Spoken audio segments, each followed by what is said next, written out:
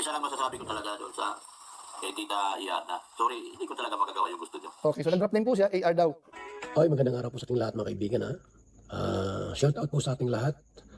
At ngayon pong araw na ito po ating bigyan po ng konting reaksyon itong usapin. Ano po? Pinas forward ko para mabilis po tayo, no? Na kasuhan. Tungkol po kay ER at kay Mang Iking o Dr. Love. Sapagkat dito po, Iking ka pala. mga kaibigan, ay may pong binulgar itong si Mang Iking o Dr. Love.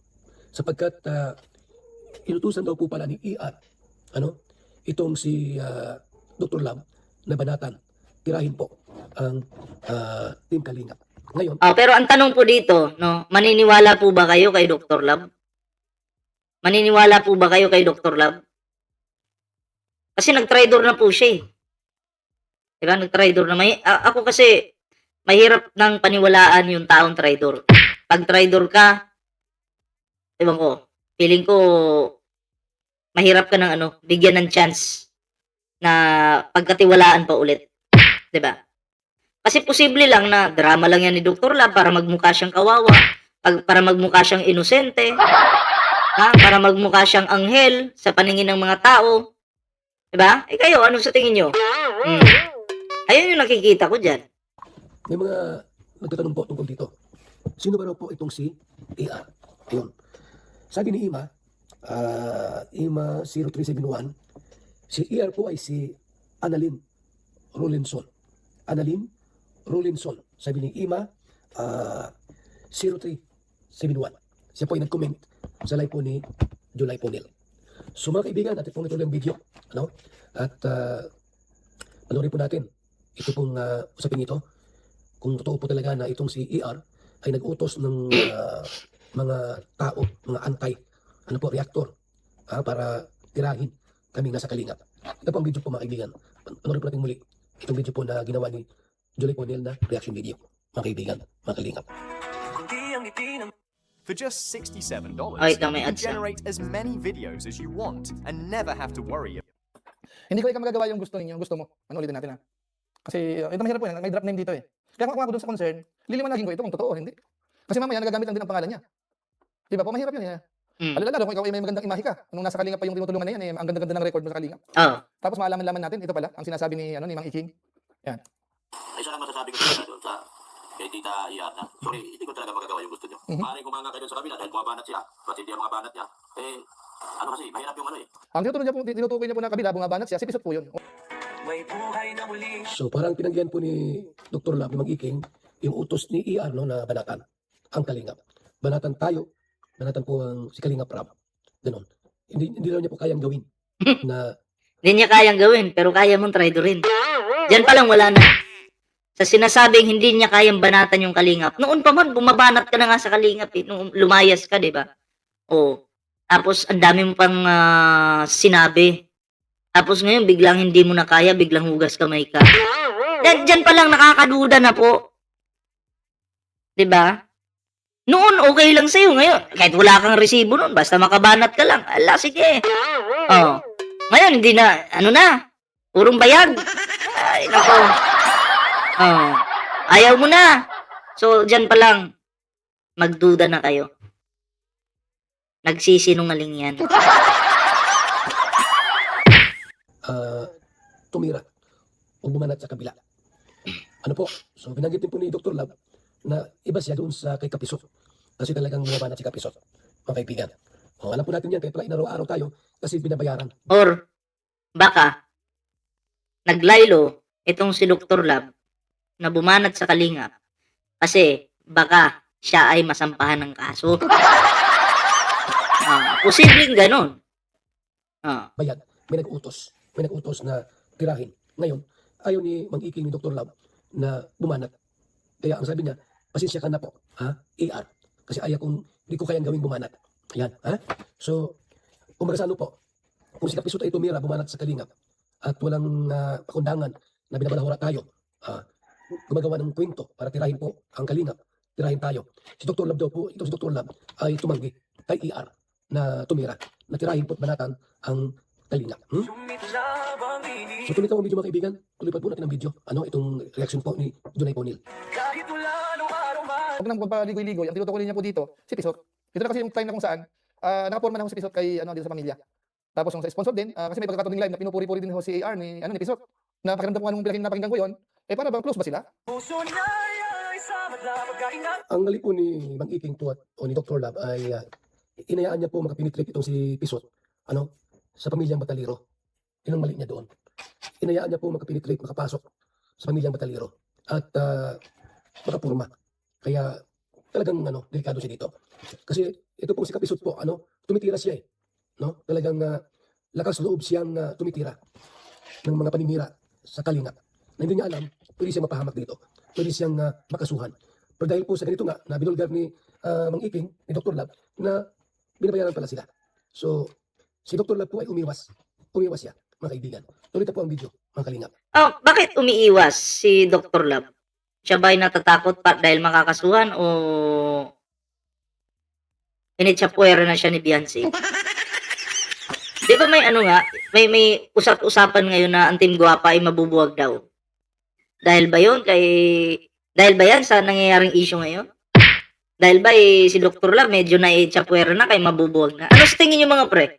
Pa-comment nga. Ay, gusto ko malaman yung inyong mga komento dyan. Close. Kaya nagtanong ako sa mga ibang kakakoneksyon natin Close ba ako sila? Sabi, hindi naman Hindi naman.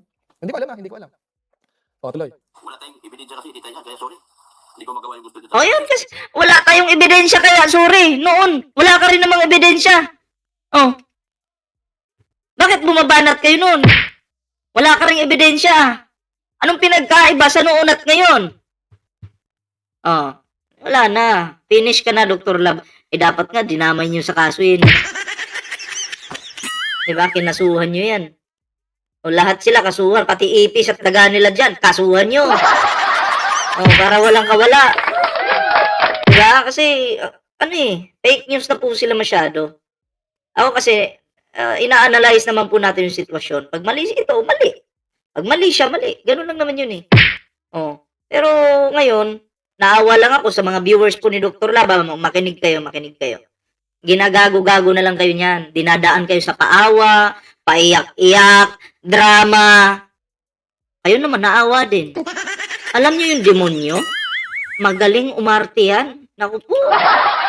After ng live niyan, tatawa sa kwarto yan. 10 yung sungay. Nauto ko kayo. Diba? Ganun lang yun. Kaya yung drama ni Dr. Drama yan. Yan, nakikita nyo dyan. Drama. Dr. Lab, pwede ka na mag-artista. Viva Max ba? Pwede. Walang papatol doon. Oo. Sa karakter ni Shrek, pwede. Mahirap yun. Wala ka tayong ebidensya sa gusto mong mangyari. Kaya sorry. Naku, delikado. Ang matindi po dito, kung si Doc Lab mismo, file ng kaso mismo ni AR. Ayun, mukhang magkakaso nga doon Dito mga kaibigan, napakalinaw po na ayaw pumanat ni Mang Iking ni Dr. Lab kasi wala siyang resibo. Hindi niya kayang tumira na walang patunay. Dito lang Pisot, bara-bara. Kahit walang resibo, fake news, tumitira siya. So itong si Mang Iking po, nag-iingat lang po siya.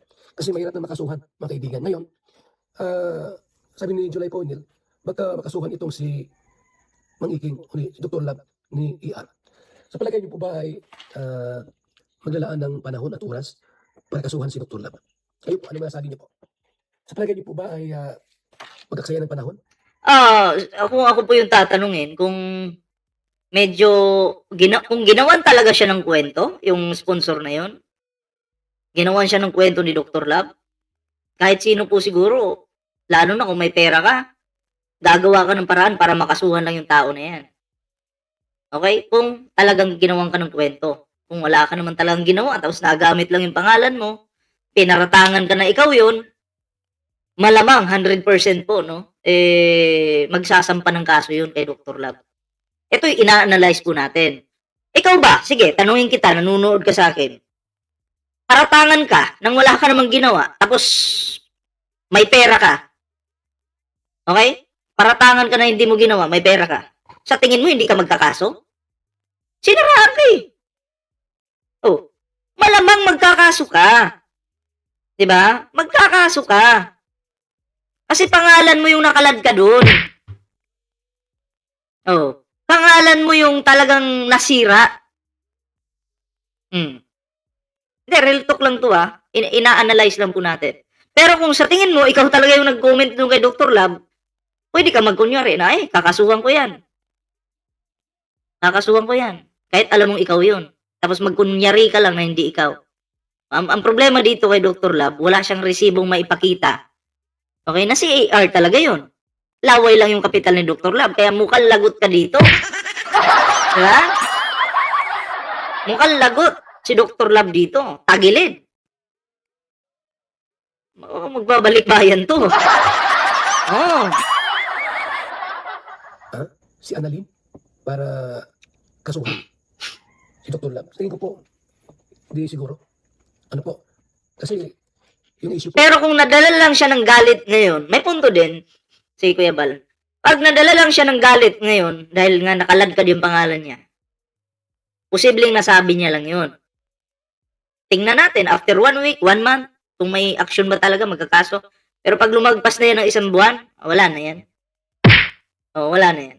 Pero kung yung sponsor na to nasa Pilipinas lang, ayari talaga to si Dr. Lab. Pero kung ang sponsor na to, nasa ibang bansa, may trabaho doon, ay mukhang mahirapan. Ay maproseso yun nasa ibang bansa ka. Magkakaso ka sa Pilipinas. Yun. napaka ano ng issue na yan. Ganun lang basta-basta. At kung totoo man yan, hindi yan magkakaso. Kung itong sinabi ni Dr. Lab po ay talagang may katotohanan, hindi yan magkakaso. Ano po? Marahil po mga kaibigan, kunwari lang yung nakakasuhan niya si Dr. Lab para lumalabas na sinungaling itong si Dr. Lab. Kasi ayaw niya. May punto po yun.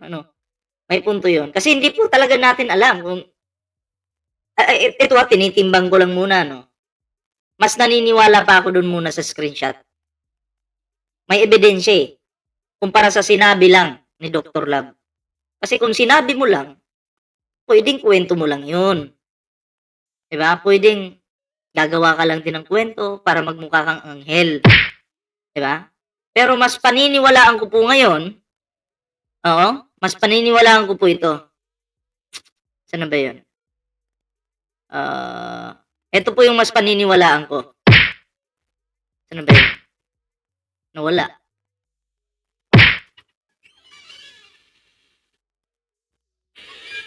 Ito.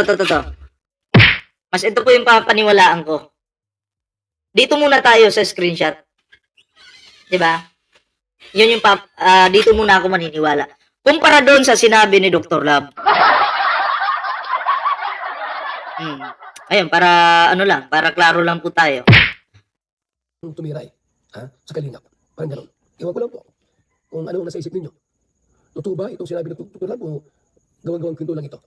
At dahil dyan, Ayan, kung kayo po yung tatanungin mga pre, sa mga nagko-comment sa akin, butuhan po ulit tayo. Press 1 sa hindi naniniwala sa sinabi ni Dr. Lab. Press 2 naman sa naniniwala. Sige, press 1 po kung hindi kayo naniniwala kay Dr. Lab. Press 2 kung naniniwala kayo. Kasi, kalingap kayo Kilala niyo yung ugali ng taong yan. So, kayo po at kayo ang makakaalam or makakakilatis kung nagsasabi ang taong ito ng totoo. Diba? So, tingnan natin. Press 1 po kung naniniwala kayong sinungaling si Dr. Lab. Press 2 kung naniniwala kayo kay Dr. Lab. Yan. Maraming nag-press 1. Sinungaling ka daw, Dr. Lab.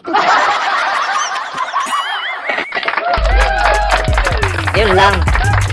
Yun lang. Nakilatis agad no? Nadali nyo. Nadali nyo po. Di ba? So, yun. Tuloy pa po natin. gustong kasuhan itong si Dr. Lab ni ER, mga kaibigan. Kung ang sinasabi ni Dr. Lab ay hindi totoo, mamaya siyang file ng kaso. Ay, may pera yun.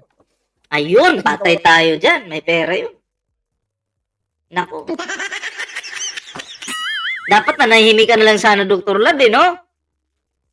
Hindi ka na sana nagdadadak-dak pa para magmukha kang anghel dyan. Kasi magiging dito po, Lalong mababaon po ito pag nagkataon.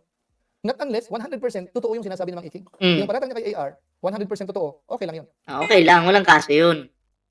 Diba? Pero pwede pa rin siyang sampahan ng kasong cyber libel kahit pa. Ito gusto ko lang i-clarify ito. Kahit pa totoo yung sinasabi ni Dr. Love, masasampahan pa rin po siya ng kasong cyber libel. Okay? Maisasampa pa rin po yung kaso. Oh. Lalo na kung hindi mo mapoprovide talaga yung ebidensya, lalo kang madidiin doon. Diba? Masasampa pa rin yung kaso.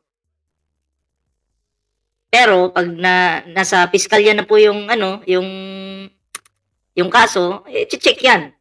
Ito ba'y talaga? Ito ba'y may katotohanan o hindi? Kasi pwedeng ma-dismiss diyan o hindi eh. 'Di ba?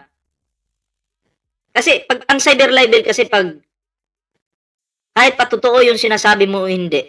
Halimbawa nagsabi ako na magnanakaw ka ng manok. Totoo yung sinabi ko, magnanakaw ka naman talaga ng manok. Pwede mo pa rin po akong sampahan ng kaso eh. May isasampa mo pa rin po yung kaso na cyber libel. Yun nga lang, pag nasa, sasagutin ko na lang yun. Bibigay na lang ako ng ebidensya. Madi-dismiss din po yun. Kaya nga lang, hassle po siya. Diba? Yung ma-hassle ka, yung oras mo na, imbis di ka na pupunta ka pa doon dahil dyan. Yun. So, dismiss lang din po. Diba? Kaya nga lang, papagurin ka pa. So, yun po, no? Kayo, ano yung inyong mga opinion dito? Ano po yung inyong reaction sa ating live ngayon? And paki-comment naman para mabasa po natin yan, yung mga reaction po ninyo. No? And syempre, hindi ko na po patagalin yung ating live. Oo. Dito, kasi may live pa po ako mamaya sa second channel ko. Oo. Kung magpapaalam po muna pansamantala. O sa mga nag-like, maraming salamat ha. Abangan nyo yung mga upload natin mga pre. Oo. Sa mga nag-like, bagong subscribers, naku maraming salamat po sa inyo. Ayan sa mga magre-replay po ng ating live, naku maraming salamat din po. Like, share, subscribe, may TikTok, may Facebook po tayo dyan mga pre.